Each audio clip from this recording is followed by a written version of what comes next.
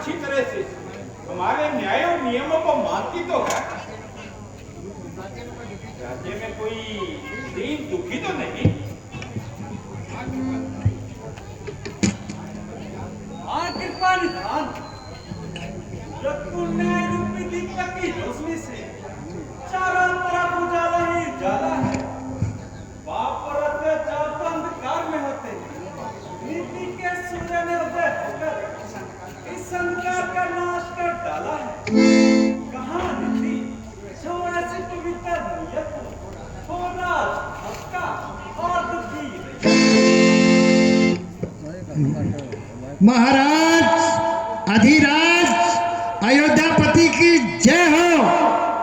राजसभा आकाश पर मानो आज चार चांद लगते हैं। सभासदों के सोए हुए भाग जगते हैं। पितृभक्ति में आज हैं जो सबके सरताज राज्यसभा में आते हैं। श्री श्रवण देव कुमार। लाओ आदर मान के साथ सभा में लेकर आओ। आज शर्मन ने पितृभक्ति में जो नाम पाया, जिस तरह से माता पिता की सेवा से अपने कुल के यश को भी पाया, वो शर्मन का ही भाग्य है। इसी का नाम सच्ची भक्ति, सच्चा प्रेम और सच्चा अनुराग है। कहाँ रहते हैं बेटे यार शुद्ध व्यवहार के अंदर? शर्मन से कहाँ मिलते हैं आज संसार? इन्हें कहते हैं चोटी के, जो गुल नजरों में फपते हैं वो तो ही चार होते हैं हरे गुल। जप तप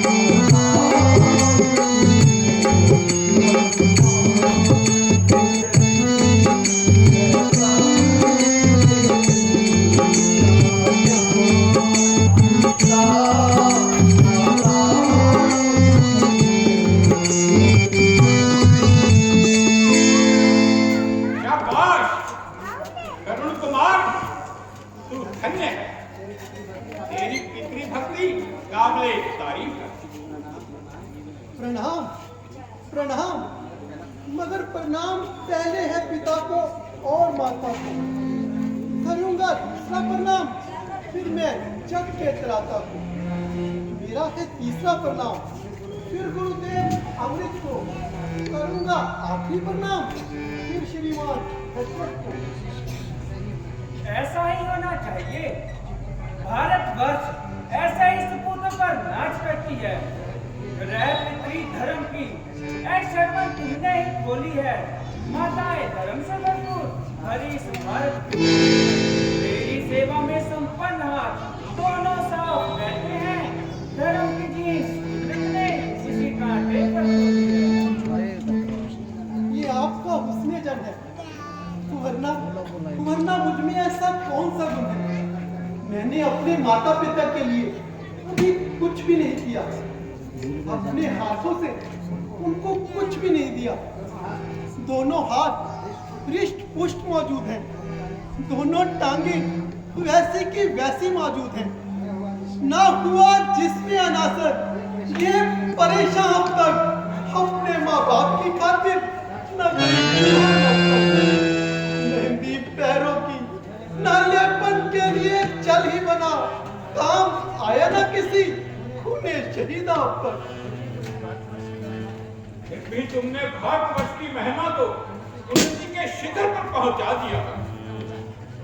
पितृभक्ति का ऊंचा आदर्श इस संसार को दिखा दिया। आने वाली नस्ल होगी शुद्ध इसी स्पर्श से सीखेगी पितरों की भक्ति तेरे ही आदर्श से। खूब समझी पितृभक्ति, खूब पाला धर्म को। आओ छाती से लगा लूं तुमको बेटा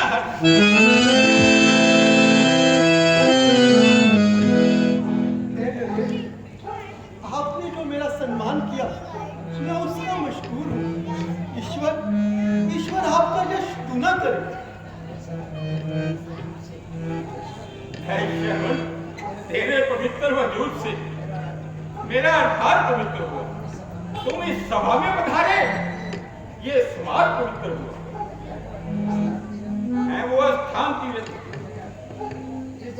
जिस जगह शर्मन सा पैदा हो। जरूरत क्या है लालों की, जो एक ही लाल बड़े चोखों से मिलता है ये रतन कीमत का। है वो माँ बाप खुशकिस्मत इनके। आजकल भारत संस्कृतों में कौन ऐसा अनेक है तो सचमुच अनेकों कहो शर्मन, क्या सभा में पधारने का कारण? पितृभक्ति, पितृ सेवा और पितृ चिंता के सिवाय और मेरा क्या कारण हो सकता है?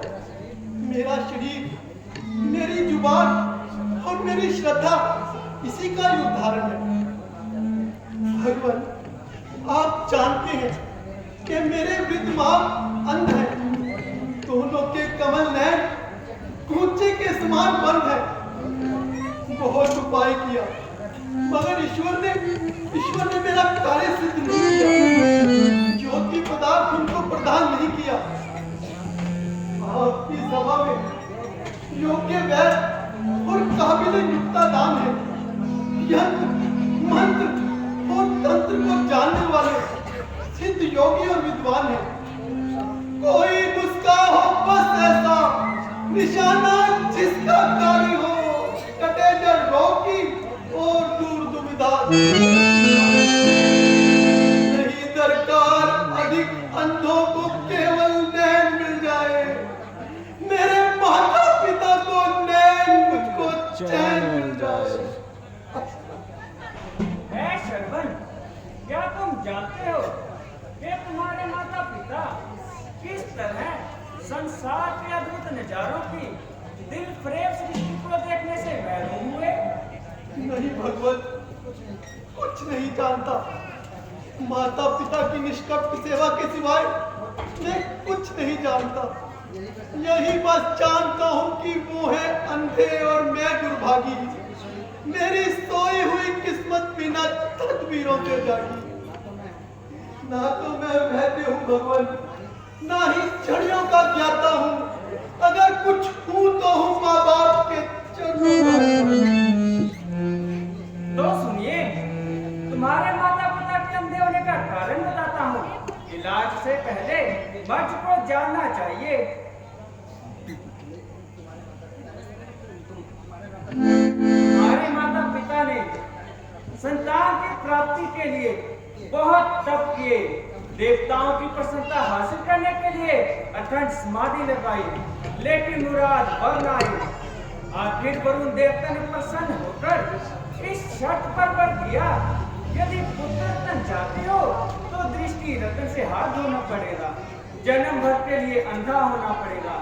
संतान रतन के मुतलासी तुम्हारे माता पिता ने यह सच स्वीकार कर ली और किस्मत की चौसर पर तुम्हें पाकर नैन ज्योति सदैव के लिए हार दी। तुम्हें था देखना मंजूर पर रहना था अंधापे में। ये बड़ी कीमत के बदले तुमको पाया इस बुढ़ापे में। कठिन है मोह बंधन, पुत्र का परम प्रबंधन है। मैं पढ़ के मुंह में रहता नहीं इंसान आपे में।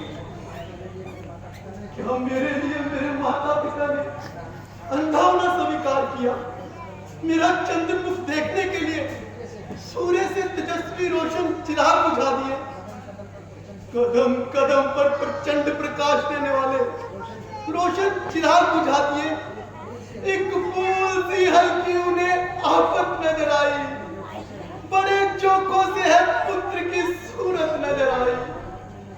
माँ बाप ने समझाना मेरे वास्ते दुख को, जख्मों की इस राहत में उन्हें राहत नजर आई।